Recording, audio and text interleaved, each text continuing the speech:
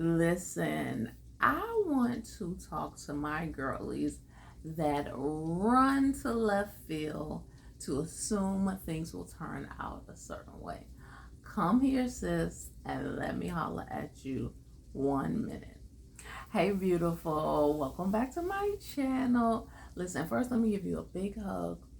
Thank you for rocking with your girl. Thank you for just tuning in. Thank you for liking, commenting, subscribing, sharing, doing all of the things. Thank you for showing up here on a random Saturday, Thursday, Wednesday, or whatever day it is to hear what the big man has to say through me. Because just know that I'm not saying anything ever randomly. It's because he has said this is a message that somebody needs. So I pray that you are that somebody and that you know somebody that you'll share this with. So here it is. Don't judge a book by its cover. That's not just an old saying. It's not just a cliche. That is life advice that your sis wants to share with you on today.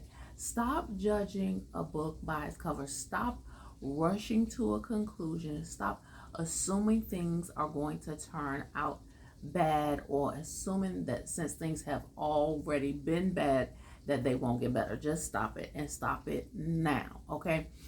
Case in point. So y'all know me and Mr. Bolden just celebrated our 14-year wedding anniversary. Oh my gosh.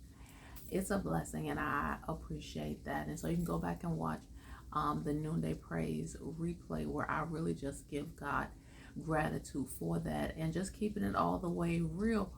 I'm most excited because we are 7 years up now, because the first 7 was down. And were they all bad days? No. Was it crying every day?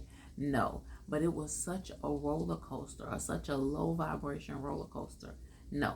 And so we are 7 years on top now, and I am super excited about that. But the reason I just brought that up, not just to continue the celebration, which I am, do know that, but because it was the morning of our wedding anniversary, and Mr. Bolden is so sweet. He went out and grabbed a quick breakfast. We knew we were going to do some things later on in the day, so he went out and grabbed a quick breakfast. And so we're going to have breakfast in bed, or what have you, a breakfast sandwich and coffee. Blessing to me, because I didn't have to make it, okay? And when I unwrapped my sandwich, well, no, when I touched the wrapper, I was like, oh no. I was like, I'm not going to like this. When I unwrapped it, and I didn't say anything out loud, I at least learned that much, right? When I unwrapped it, I was like, oh no. And I just took a breath. I said, whew. And I asked him to get me some, I don't know if I asked for cream, because he usually gets black coffee for me, because I'm an anti-lactose girly, can't have the dairy, and so the cream that I like is the one that's in the kitchen. So I said, hey babe, can you grab me some cream? And then when I unwrapped the sandwich, I said, don't worry about it, I have to come in the kitchen anyway. And so I was breathing and gathering myself, because I did not have a taste for the sandwich at all. And as I walked down our hallway from the bedroom to the kitchen, I said to myself, and so my composure is great, my energy is great, because there's no need of me peeing on his parade. He did, at least try. And so, but the closer I get to the kitchen, I said, man, 14 years, and he brought me the completely wrong sandwich. And so while I'm grateful for the sandwich and grateful for the thought, there's a part of me that's just disappointed that, dang, BTW. By the way, it was a bacon egg biscuit, which is, guess what? His favorite. I know that. And after 14 years, I would think, why would he buy me a bacon egg biscuit? Bacon is great. I love bacon. That's not my favorite breakfast sandwich, right? So bacon not a plus for me in a breakfast sandwich. Egg, a complete no. Dairy is not my friend. And biscuit, as far as the breading of a biscuit is too dense, I'm not your biscuit girl. Not. So it's all wrong, right? But the thought was still there. So I go and I said, okay, if I cut this in half and I maybe douse it in ketchup, I'll be fine. And so I did ask, not with attitude. Check this out. Not with attitude. I asked, I said, thanks, babe. I said, did they have a special? I said they had two bacon biscuits. And he was like, what? And he was like, oh yeah, they had a special. And I was like, okay, cool. And he didn't get it. He wasn't processing. Then he went to unwrap his own sandwich, and he was like, oh, I gave you the wrong sandwich. And I just smiled. I almost teared up, and I smiled at God, because I said, God, you did this because we are all busy. We all have a lot of things going on. We have different things in our mind. He is right in the beginning of his summer vacation. So he's not practicing a lot of attention to detail and all of this stuff. He is just, he's on super chill mode. And so I was grateful that the sandwich that he got me is one that I really would like. I like the pancake type bread or croissant, and I like a chicken or sausage sandwich, which that's what he got me. And so I'm just grateful for that.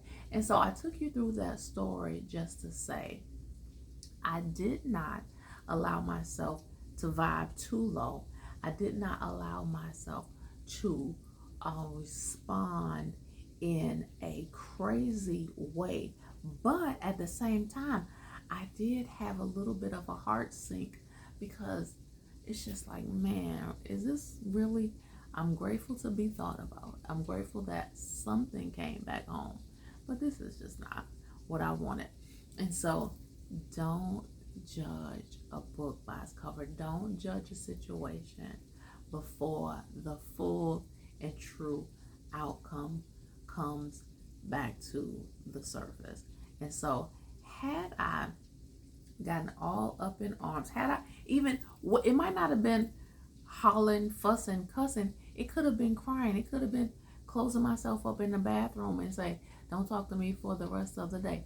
For what? When it was not even, come on somebody, it was not even that result at all. It was just a mix up in the handoff. So for your life, for your situation, what if it's just a mix up in the handoff?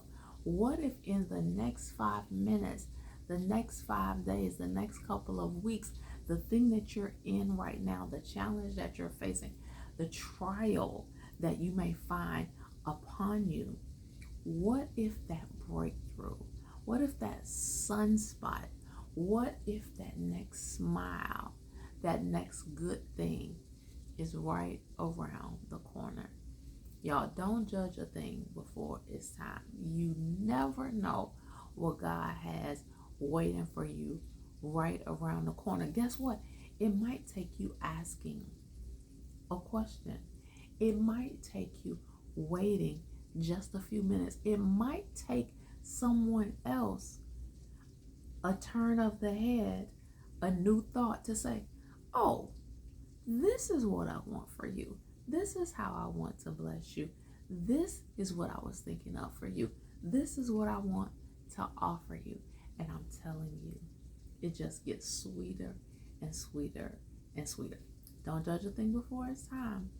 Don't get overly excited or presumptuous about how things are at this moment today, because the good thing, the sweet thing, the thing that is just for you, the thing that you truly want could be right there. Right there. I pray that you believe that. I pray that you tuck that in your heart and you get excited about your future, because it is so beautiful and so bright. And until next time, holla.